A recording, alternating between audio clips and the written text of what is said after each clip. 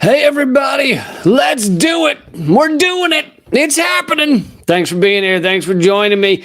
3.4 million Americans have become refugees over the past year. Where is this coverage? Where is this being talked about regularly on your mainstream media?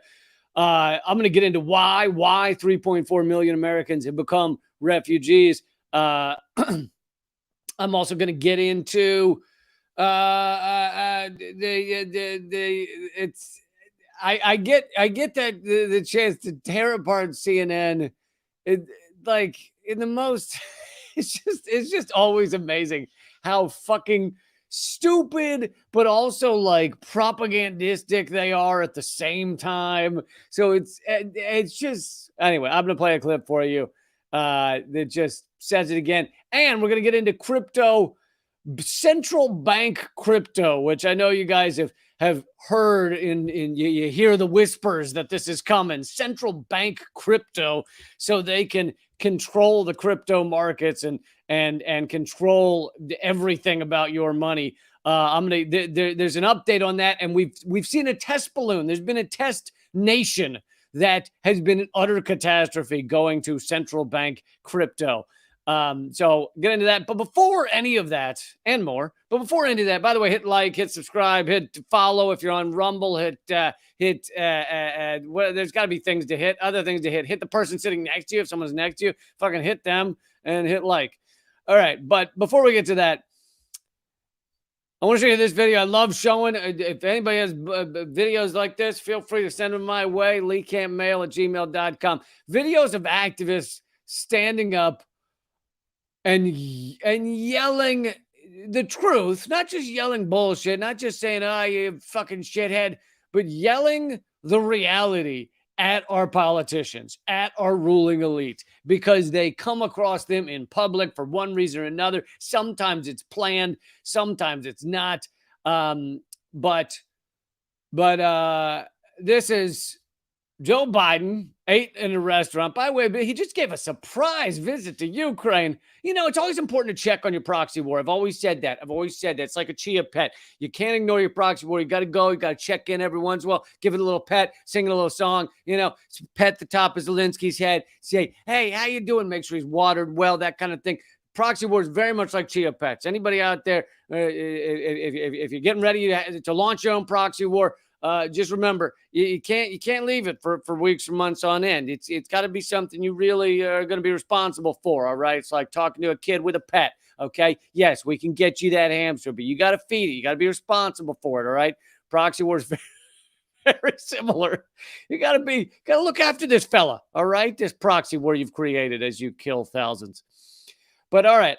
So this is Joe Biden in a restaurant a couple days ago, before his surprise trip to Ukraine, and a member of Code Pink, wonderful activist group. If you don't know Code Pink, you should. I think they're the only like remaining anti-war group that is like anti-war every day of the week. You know, like it's not just like, hey, we're here today to be anti-war. It's like that is their goal every day, all day.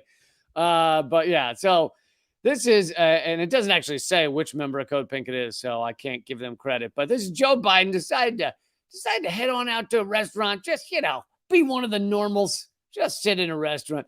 And something you should pay attention in this clip is, so for one thing, the activist that's yelling from behind the camera phone, is being remarkably polite, like ridiculously polite. This is only 30 seconds, by the way, but ridiculously polite. Just like, hey, I would like to bring to your attention that you should stop the proxy war in Ukraine. It was like amazingly polite. Meanwhile, the entire restaurant of probably liberals, because I assume this is in Washington, D.C., where I have lived for many years. And so this restaurant is Washington, D.C. voted 93%, or was it 95% for Joe Biden? So this is a restaurant filled with liberals. And look, if it were fucking right-wingers in there, I'd be criticizing them too. But this is a restaurant filled with liberals, probably thrilled to be sitting near Joe Biden as he eats dinner. And one of the most remarkable things in this video is everyone in the restaurant is just like horrified that someone said anything to Joe Biden. It's like, I'll say more afterwards. Let me just play the clip. But listen to the crowd specifically.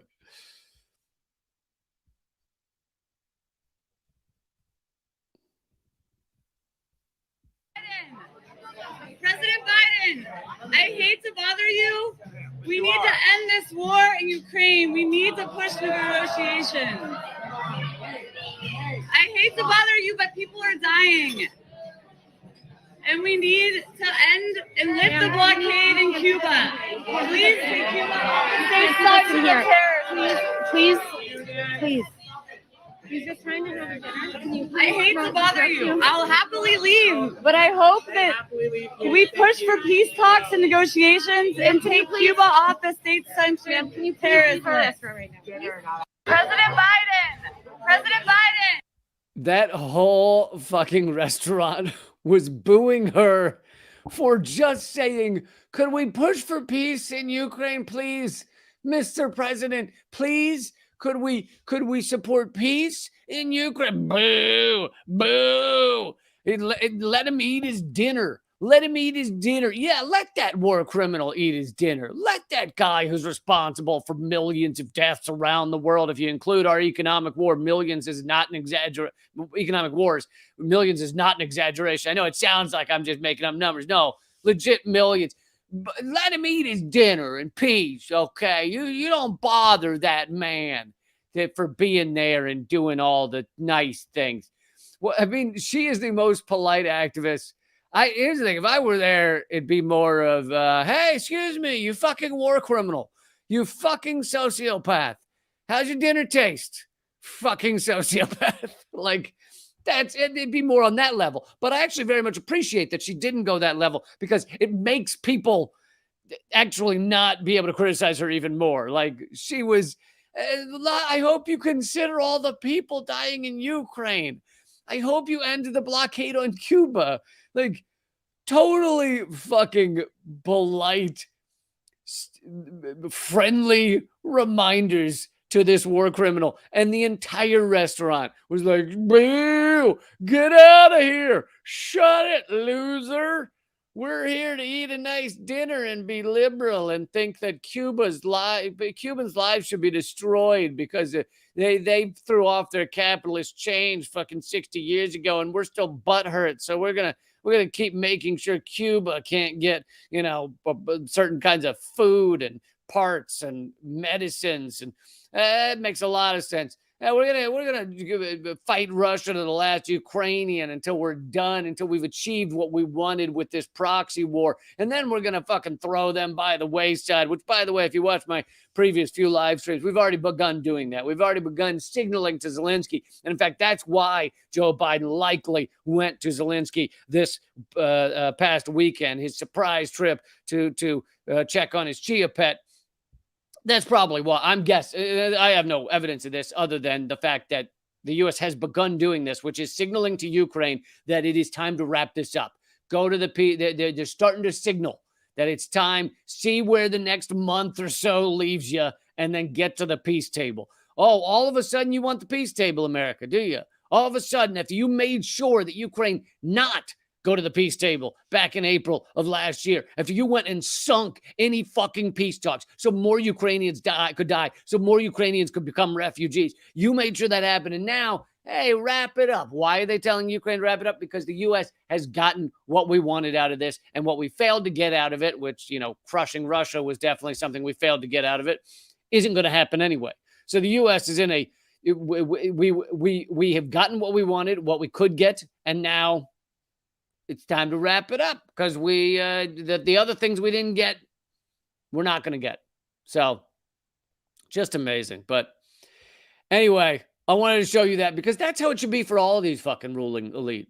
All of them. I don't care if they're the famous ones like Joe Biden at the top of the pyramid, or the people that and by the way, he's not actually at the top of the pyramid, right? The people that control him, the people that pay his checks, fucking big oil and the Kochs and the Warren Buffetts and the Bill Gates and the Exxon Mobils and all those execs and the big farmers. Those are really the top of the pyramid. And, I think they should all be yelled at when they're in fucking dinner. You made a choice to destroy lives around the planet So you don't get to eat dinner in peace. I'm sorry. I'm not telling anybody to be violent. I'm telling you, fucking call them to account. Stand up. Now I realize you don't recognize a lot of these people. I don't know what the CEO of Raytheon currently looks like. Occasionally I know one of them.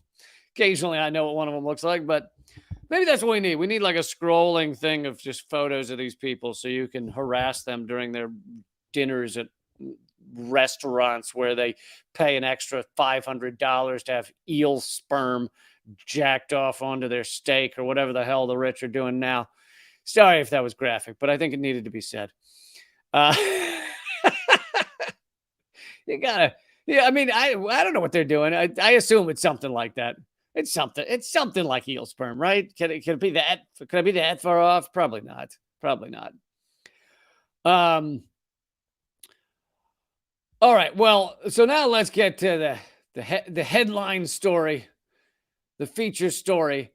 And by the way, very important, very important. I wore a vest with a t-shirt, which I feel like today for you, which I feel like is kind of like a dressed up hillbilly. This is the kind of refined hillbilly look I'm pulling off right now. And don't ever say otherwise. I did this for you, folks. This is for you. But all right, 3.4 million Americans, and actually it's more than that, and I'm going to tell you why in a minute, but 3.4 million Americans have become refugees over the past year due to extreme weather in the past year, 2022. I think that was the past year, is it? Maybe. But that's not the entirety of every American who has become a refugee. But I'm going to talk about the 3.4 million for a minute, and then we're going to go into all the others as well. So I know many of you out there may be like, he's only talking about the extreme weather, but it's a lot more than that. 3.4 million adults in the U.S. were displaced by extreme weather last year. That's 1.4% of the adult population. And that's just the adults, by the way, the 3.4 million. So that actually is not the entire number from extreme weather because they're not counting the kids. So this is 3.4 million adults that were displaced by extreme weather in 2022, according to the U.S. Census Bureau. Those findings, based on 68,000 responses to the Bureau's Household Pulse survey, are far higher than figures from the International Displacement Monitoring Center, which estimates an average of 800,000 U.S. residents were displaced annually from 2008 through 2021, including 1.7 million people. The center estimates were displaced in 2017 from hurricanes Harvey, Irma, and Maria, all rocked the country. So they're saying that this is far higher than even years when we were talking about a lot of large hurricanes. So there were years when we talked about a lot more hurricanes the last year, right? There were years when there were several large ones. And yet the number of Americans being displaced is increasing anyway, even in a year that had fewer giant, massive hurricanes. And why is that? Because there's extreme weather of many different kinds across the country. There's extreme weather of floods in areas, droughts, obviously tornadoes and hurricanes as well. So people are being forced to flee their homes and change location and become refugees. I know we don't call it refugees because in America, we don't become refugees, right? That's only something other countries have. Other countries have refugees. In America, we are the fucking the palace on the hill. So how can you be a refugee within the Golden Palace, right? That's impossible. But in fact, of course, there are refugees. And just because someone goes from one U.S. state to another as a refugee does not make them not a refugee. But we don't like to use that term because of U.S. propaganda, U.S. exceptionalism. We don't have refugees, right? Even people who literally flee the country, even if there's someone who literally flees America in order to go to another country because America has fucked them in one way or another, it could be healthcare, could be racism, could be whatever. Even then, we don't call them refugees, right? We call them immigrants or expats. Because if an American leaves, it's not a refugee. Only other countries can be refugees. It's kind of like in other countries that we're enemies with, it's a regime. The country has a regime. Whereas in the U.S., we don't have a regime, right? And Israel doesn't have a regime. It's only the ones we're enemies with. Those countries are regimes. Saudi Arabia, apparently not a regime, right? This is a propaganda terminology trick to make us think that only other countries have these evil, dastardly rulers, right? Even as the mainstream media, and I'll say the liberal mainstream media, was criticizing Trump, obviously Fox News and whatever right-wing media adored Trump for the most part. But even as the liberal side of the media was criticizing Trump, they never called it the Trump regime, right? It's only regime in other countries. Even as they're berating Trump day after day, still not a regime. Still not a regime. Okay, so let's see. Half of those displaced in 2022 were forced to leave their homes due to hurricanes. The census survey, and then they said some of them were displaced actually the year from hurricanes the year before, and they were still displaced a year later. They were still refugees. So just because there wasn't a large hurricane, or not as large hurricanes last year, doesn't mean people weren't still displaced by hurricanes. The census survey also found low-income households under $25,000 per year were forced to evacuate at twice the rate as the general population. Oh, big surprise. The poor in this country are forced out of their homes far easier from maybe far less of a horrible situation. If you're Ted Cruz, you can flee to Canada. Sorry, not Canada, Cabo, to take a vacation when all the power in Texas has been cut off due to a freak freeze storm, right? Do you guys remember that story? As Ted Cruz's home state, all the power was cut off in many areas because Texas was not prepared for a deep freeze in whatever month that was, that never has deep freezes. But the rich can go to Cabo for a vacation. Even the rich, who are the representatives who are supposedly there to take care of the state and help you people, help all of us as shit goes down. Ted Cruz fled to Cabo. Then when it became clear that he fled to Cabo, he came back because he realized it started to look bad. In Louisiana, 11%, which apparently was the worst state, 11% of the state's adults, nearly 370,000 people, were displaced due to disaster in 2022. That is by far the highest rate of any state, and well ahead of second place Florida, where 5% of adults were displaced. So you have all of these people displaced by extreme weather due to climate crisis. We are heading increasingly towards a full-on global climate catastrophe. The ruling elite of this country, the ruling class, are doing absolutely nothing about it. If anything, they're accelerating towards it because the systems that are set up, it'll allow their greed, would have to be changed in order to stop said climate crisis, or to even help remedy it slightly, even to decrease the horror show that is this climate crisis, and will continue to be, and it'll get worse and worse, as I'm saying with these numbers. So it's normally the average of displacement in America, refugees in America, is 1.7%, and here we are at 3. I'm confusing the percentages in the millions, but normally 1.7 million, normally 1.7 million, and now it's 3.4 million last year.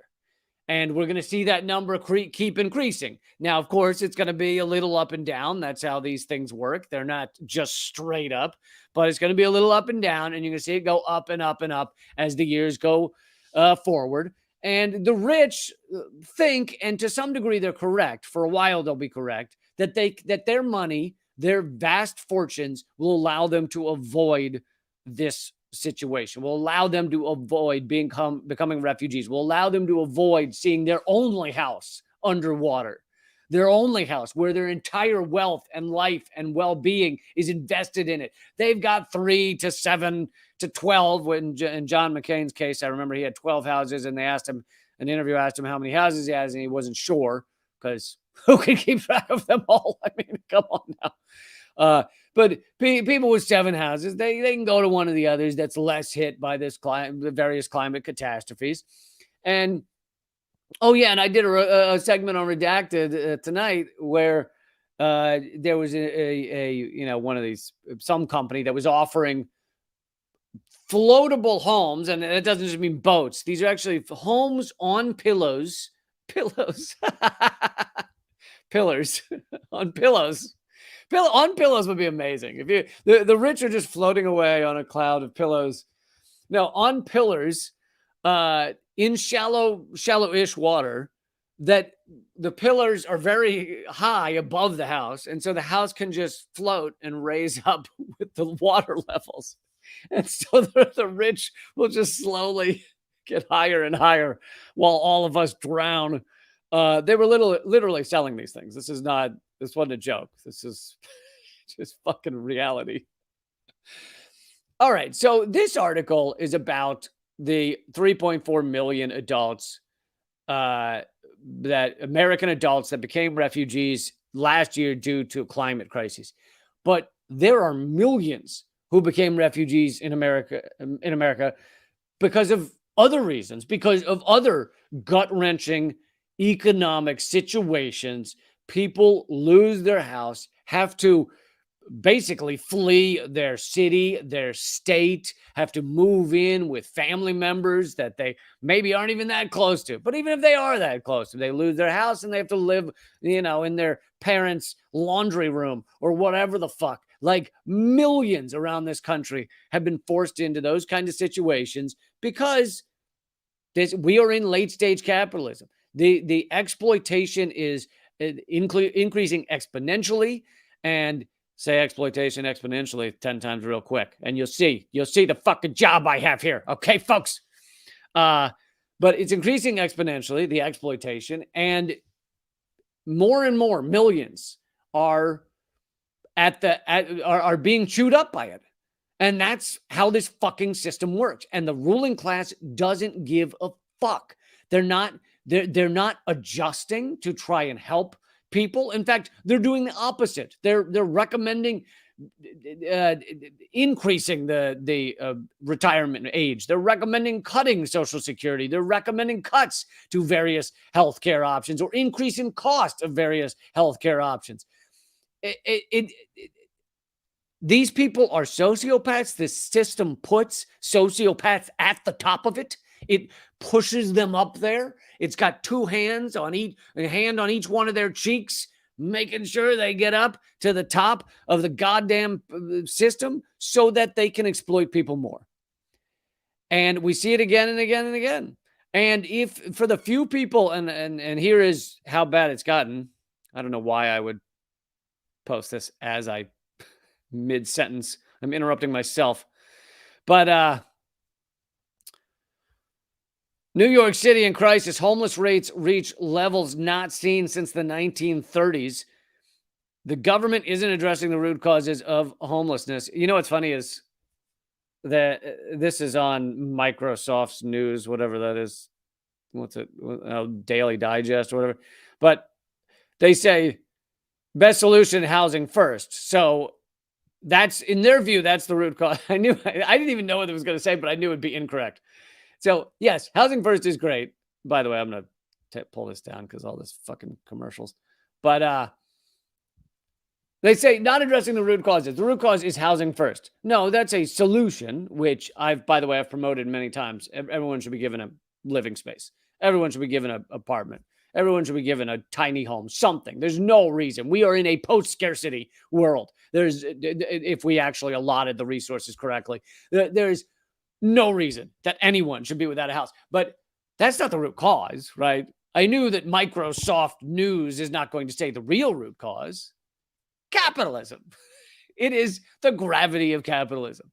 People get chewed up. People get exploited. People lose their life savings, their life dignity. People do not realize their true selves, their true potential, their true passion. That is how this system works. And, For everyone out there who has realized their true passion and has tons of savings and everything's going great and there's no misery or fear or insecurity in their lives, please speak up, because I'm sure we'll learn that it's just, it's almost everyone, right? No. Almost everyone is either struggling or has fears that they may soon be struggling, or even in the cases that they have money, have they realized their true passion, their true meaning in life? Fucking no.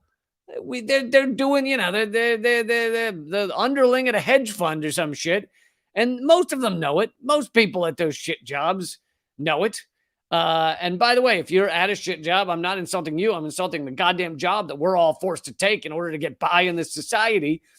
So, yeah, that's the system we have. And then people walk around and going, this is the best we can do. You cannot do better than this, right? You cannot do better than the homeless rates reaching levels not seen since the 1930s in New York City.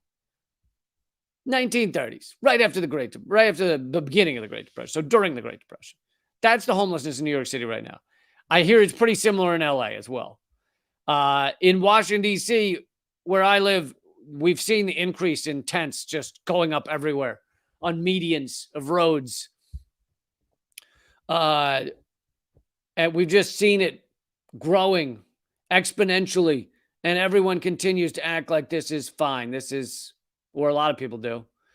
Or they misdirect their anger towards, name it, immigrants, trans people, LGBT, some of them aim it towards women, aim it towards black people, Hispanics, whatever.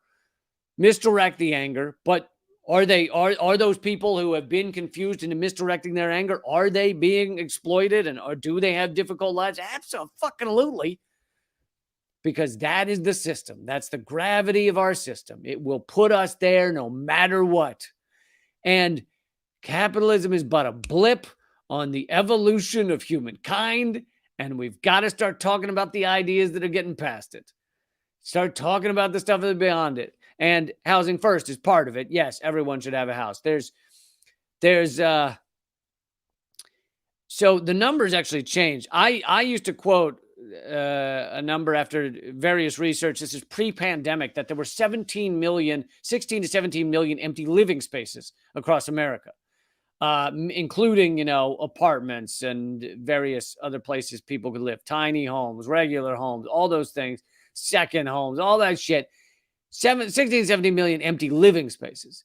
Now I've seen numbers that, because of all of this increase in people, the rich buying up homes and people getting kicked out of homes, it's now 17 million empty houses. That's not even living. That's the number of houses should be a far lower number than number of living spaces, all the apartments, everything, right? But 17 million empty houses across America, and yet tent cities popping up everywhere. And yet one of the biggest arguments for capitalism, to say it's the best, to say it's the way to organize things, is that it allots resources well, right? That's what economics is supposedly supposed to be. But capitalism is a great way to allot resources, to figure out who needs them and who wants them. And it's just a great way of doing that. Is it? Really? 17 million empty homes littering our landscape? Meanwhile, millions of homeless or near homeless, or people living with in their parents' laundry room or their fucking doghouse or whatever else they got. And it's a great way of allotting resources? Bullshit. So, yes, let's move on here. I'll address one comment as long as we're at it. I'm not going to try and pronounce your name. It says BlackRock is the biggest landlord in the U.S. now. You are correct in a manner of speaking. BlackRock is the largest investor in Blackstone, which is the largest single landlord owner of properties. So Blackstone is, in that regard, the largest landlord across the country, and BlackRock has the controlling interest of Blackstone. So, yes. And for anybody who needs to learn more about BlackRock, I did a full episode of Most Censored News on it. It's at youtube.com/behind the headlines, where I explained how BlackRock is the most powerful private entity in the world, private corporation, trillions of dollars in assets, top owner, or one of the top, it and Vanguard are the top shareholders in most of our media, most of our landlord real estate firms, most of our anything you can imagine being powerful and having investors. BlackRock owns one of the top shareholders. All right. I want to move on to this amazing segment on CNN, but I got to give you some background before I play this. Fox News, which is always lying to their viewers, as is CNN, as is MSNBC, as is NPR, PBS, NBC, CBS, ABC. Hell, let's go CBC, BBC, all of them. Endlessly lying to their viewers. Now, sometimes they're lying intentionally as a straight up propaganda. Sometimes I think that some of these hosts and their researchers that work for them, etc., meaning the whole entity, are dumb enough to read something in Reuters and just go, that's the truth. You know, like I think that's a lot of what goes on at like John Oliver's show, and he puts out ridiculous propaganda on foreign policy or whatever, is I think that his staff, it's not that I think they are told they put out propaganda about China. I think they just read Reuters and Guardian and they go, there is the truth. It's the Guardian. The Guardian never gets it wrong. I think it's a lot of that shit goes on. But so Fox News, but what happened with Fox News recently is in this lawsuit from Dominion voting machines, which, by the way, our election system, one of the worst in the world. Much of it is done on black box voting machines. You can never see inside. You can never say ever whether a legitimate vote has happened. Ever. They will not show you the code. You just push a screen and you go, ha, we did it. Now, that being said, Trump's reasoning behind, my election was rigged against me, he has no evidence of that and no proof. Now, he's right to criticize black box voting machines, which he should. But so he and his lawyers, or Giuliani and whatever the other one's name was, came up with this theory that Dominion Voting, one of the corporations that owns the voting systems, rigged the election against Trump. Now, it was bullshit, but the part of it that's legitimate is these voting machines are bullshit. So he was getting towards a truth while filling people with bullshit. So he... not Trump, but his lawyers say that. And Fox News goes along with this. Well, no, the portion of Fox News. So the what they call the evening side, which is less newsy and more opinion. So the Tucker Carlsons and the others, I don't know who the other big ones are, Laura Ingraham or whoever, they went along with this charade, this theater, that Dominion Voting has been, didn't they say it was like bought by Venezuela or something? Venezuela owns Dominion Voting. Yeah, right. Venezuela rigged the election against Trump or whatever the fuck. Maduro did it. This tiny little country that we're economically destroying, they did it. They own our voting machines. Anyway, so they go along with it. So now in this court case, Dominion Voting suing Fox News for billions of dollars for defamation and libel or whatever. In it, Tucker Carlson's text messages have been revealed. And some of them are, I think, to Laura Ingraham or one of his colleagues at Fox News, show that Tucker Carlson knows it's bullshit, but he says that it's disrespectful to the viewers of Fox News to debunk the story because it's offensive to tell them they're wrong, which is like the level of mental gymnastics in that is pretty impressive. I'm going to go along with this lie, which I know is a lie because our viewers don't know it's a lie. They believe it. So it would be rude to tell them they're wrong, which, beautiful. Anyway, so he does that. But this clip is not actually criticizing him. This clip is CNN going after Fox News for reporting false news, which If you know anything about CNN, CNN reports all kinds of fucking false news. They did Russiagate for fucking 4 years.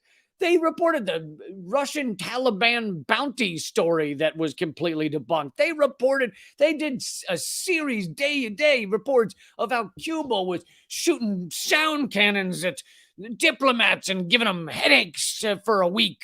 You know, because if you were Cuba and you had some super sophisticated sound cannons that our CIA and everybody could not figure out what they were, if you had that weapon, what would you do? You'd give people a light headache for a week, and that would show them. Let's take our super sophisticated sound cannons while we have 1950s fucking cars out on the road. We've got super sophisticated sound cannons, and we're gonna give them a light headache for a week. Ha ha!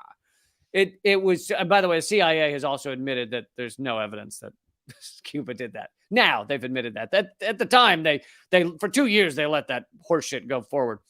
So anyway, let me play this clip from CNN criticizing Fox News for reporting false news.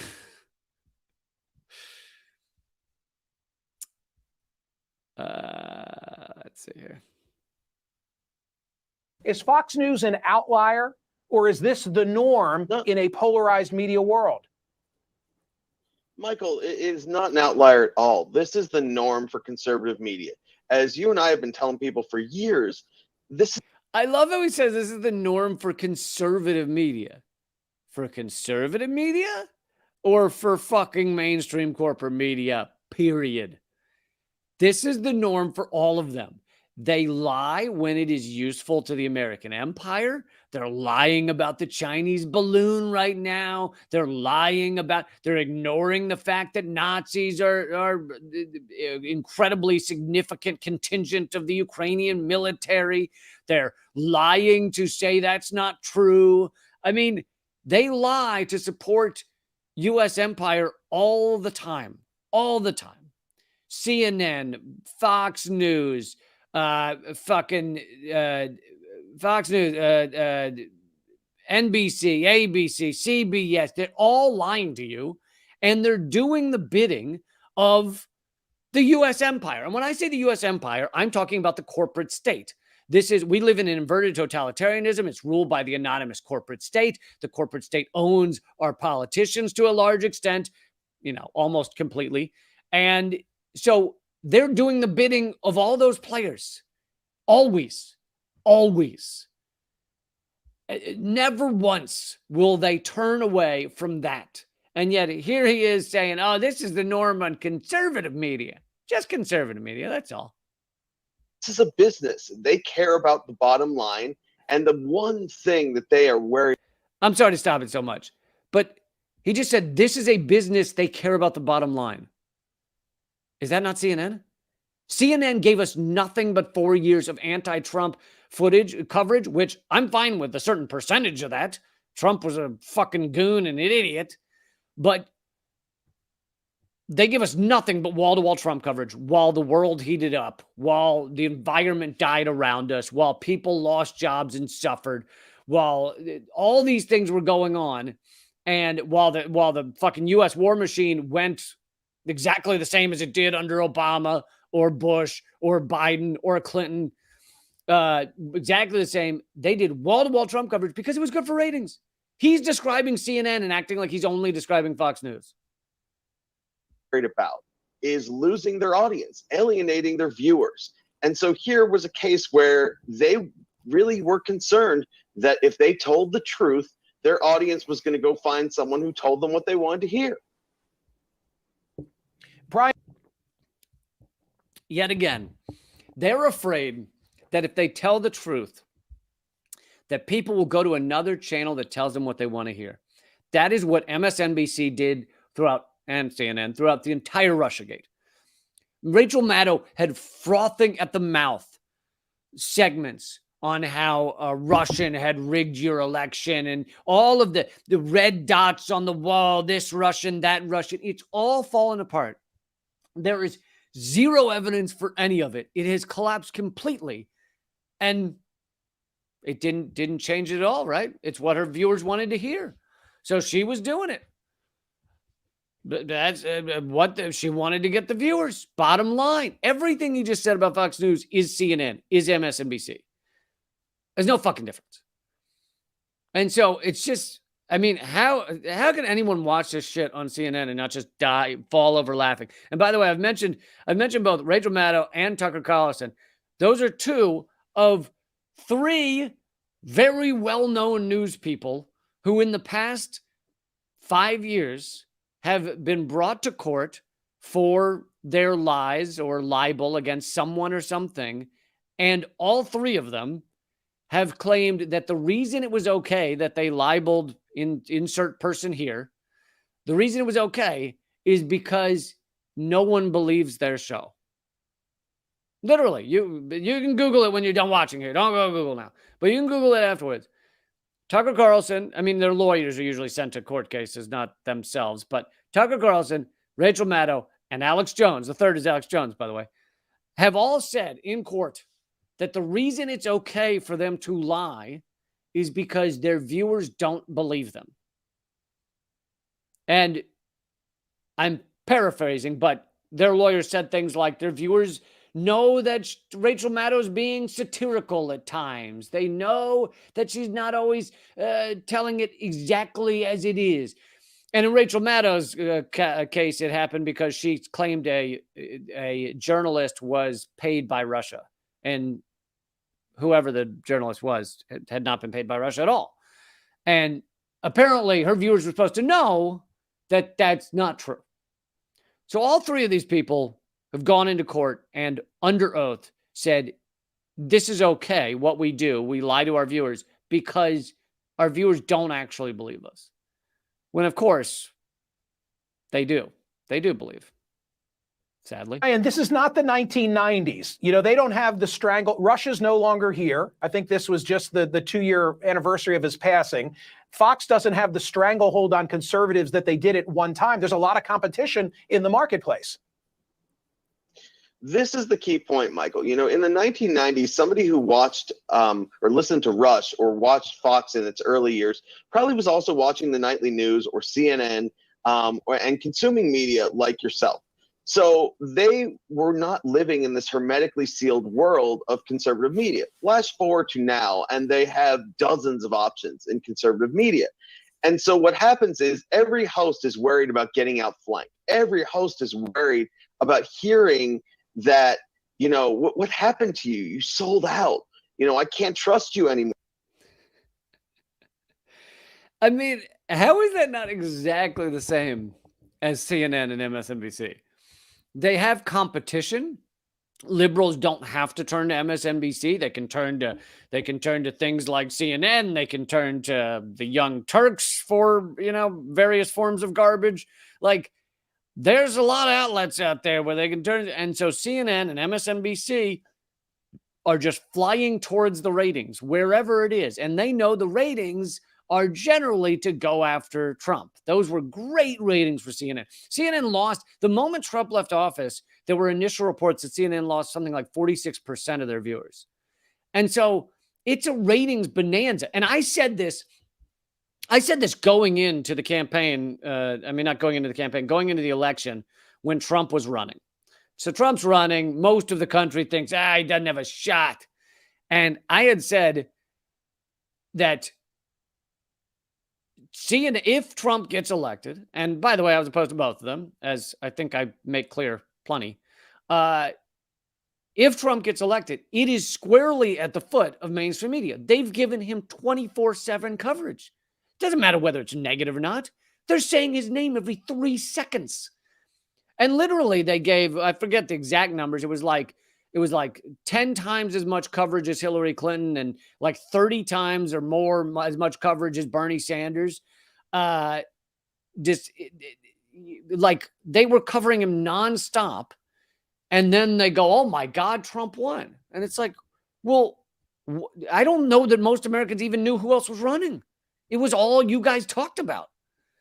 So they're going towards the ratings. Trump is the ratings, and they're still talking about Trump. Go turn on CNN and MSNBC any day of the week. I bet you get 20% still about Trump. He's not even fucking in office. Do you remember what with most presidents, they'd leave office? You'd hear like one story a month, maybe, about the president that left office. Instead, we have our mainstream media still pounding Trump down our throats because that's where the ratings is. So exactly what they're blaming Fox News for, they're doing.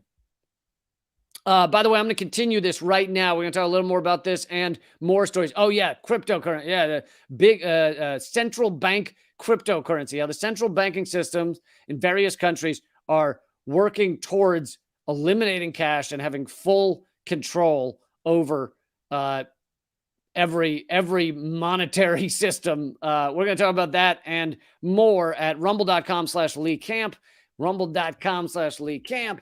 Here, I'll put the actual link to the episode in the chat here, so you can join me right there. If you're at Rumble right now, nothing will change. It will keep going. It's free to watch over there, and I hope you will join me over there for the rest of this live stream. Said by a guy wearing a t-shirt with a vest. Bam, bam, bam, bam. I mean, you can't get better than that. You can't, honestly. If you're going to get truths about reality, I think you should get them by a guy wearing a t-shirt and a vest.